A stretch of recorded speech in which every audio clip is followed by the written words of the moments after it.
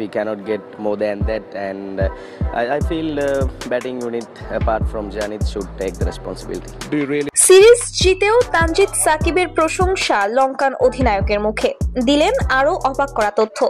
দর্শক, বিস্তারিত জানতে ভিডিওটি না টেনে সম্পূর্ণ দেখার অনুরোধ রইল। প্রথম ম্যাচে হারের পর দ্বিতীয় ম্যাচে দুর্দান্তভাবে ঘুরে দাঁড়িয়েছিল বাংলাদেশ দল।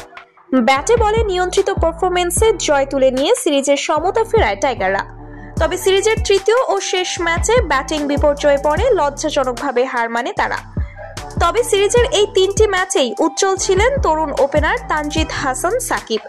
ব্যাট হাতে নিয়মিত রান করেছেন, উইকেটও নিয়েছেন গুরুত্বপূর্ণ সময়ে। দ্বিতীয় ম্যাচে তার 38 রানের ঝকঝকে ইনিংস দলকে জয়ে বড় অবদান রাখে। তৃতীয় ম্যাচে দলের ভরাডুবির মাঝেও একমাত্র আলো ছড়ানো পারফর্মার ছিলেন তিনিই।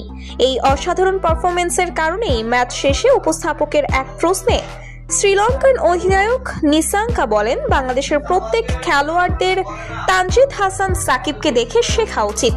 মাঠে তার বিনোদন, আত্মবিশ্বাস আর খেলাকে সম্মান করার মানসিকতা অনুকরণীয়। সিরিজ হারের হতাশার মাঝেও তানজিদের এমন পারফরম্যান্স ভবিষ্যতের জন্য আশার আলো। তরুণ এই ক্রিকেটার আরও পরিণত হলে বাংলাদেশ ক্রিকেট দলের অন্যতম ভরসা হয়ে উঠবেন নিঃসন্দেহে।